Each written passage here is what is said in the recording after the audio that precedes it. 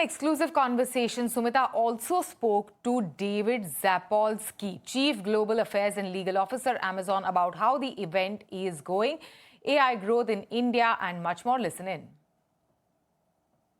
Well, I've been to the Paris Impact Summit, the Action Summit, and I have to say that the scale of what India is hosting is really impressive. It's much bigger than anything I think we've seen before.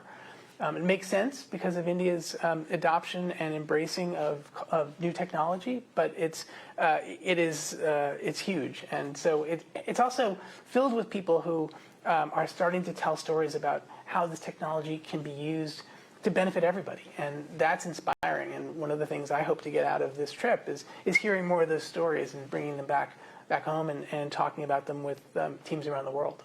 Right. So when we talk about India's strategy, especially with respect to AI, it's largely around not guzzling a lot of money, especially when it comes to building models. Yes, we're building models, but our focus is on the application side of it. How do you really see it as compared to what the United States, for instance, is doing?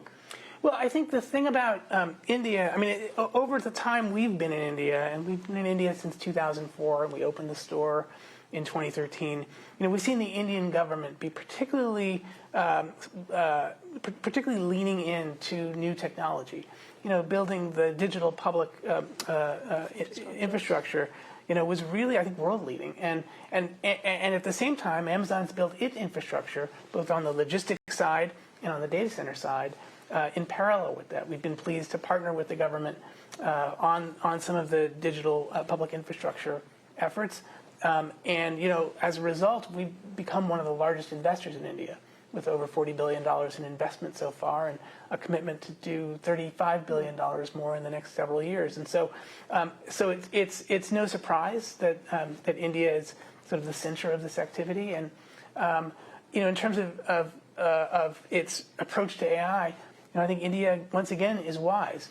Amazon has a service called Bedrock within the cloud that gives governments, that gives small, medium-sized businesses, that gives large businesses the opportunity to use all kinds of models, hundreds of models, from open source models to closed weight models, and to experiment and to use the models that are most suited for the types of applications they want to use. And I think that is the smart way of going about implementing AI, seeing what's out there, reducing barriers to access to those models, and then using what works at scale. And so to me, that makes total sense. Right. So when you see it from a US standpoint, what are the kind of collaborative opportunities that one can look at, especially when it comes to AI and tech collaboration between both the sides? Well, I think one of the reasons we're investing so heavily is because we view the Indian government as collaborators, as partners. As we roll out these services, we want to make them available to everybody in the country, to be inclusive. We want to do it safely. We want to do it responsibly, which is one reason I think the Indian government is to be commended for its approach to regulation. Doing so in a risk-based, principles-based way that doesn't inhibit innovation and doesn't scare people off from using the technology in new ways, including ways that can really improve the lives of people. Right. So when you talk about democratizing AI, and when you talk about AI being used as a part of UPI, and this is something what Minister Ashwini Vaishnav, India's IT minister, has stated, that he wants to sort of integrate AI into the overall digital public infrastructure. What are the kind of opportunities then does Amazon see, and what are the kind of investments that you're going to see, and how are you looking at deploying those investments that you've just spoken about, $35 billion? Yeah.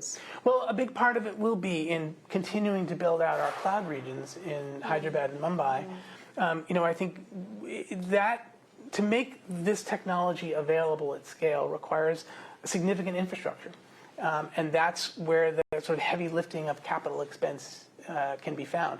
And it's not just chips and servers, it's energy. And it's building technology to make sure we can fulfill our promise to give back as much water to communities as we consume.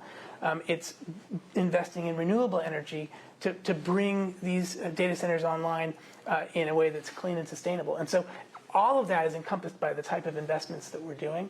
And in some ways, I think governments that are leaning into this technology can view these investments as a way to achieve some larger public goods from the private investment that will ultimately result in the type of infrastructure that will make AI available to everybody who wants to use it. And you want to be one of the building blocks as far as AI infrastructure is concerned, which is something that the government of India is also looking at. In fact, the minister just was stating today that they're going to increase the capacity of GPUs.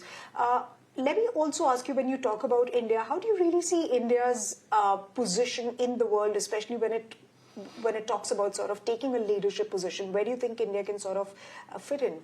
Well, I think India, in its embrace of technology, in its pioneering of technology to improve the lives of its citizens through things like the Unified Payments Interface and the other services in the digital public infrastructure, it really has shown the way of how countries can kind of leapfrog traditional steps that technology might have required by using new technologies like AI, like the cloud, to really scale much more quickly and to bring the benefits of this technology to citizens who might not have been able to access it a couple decades ago.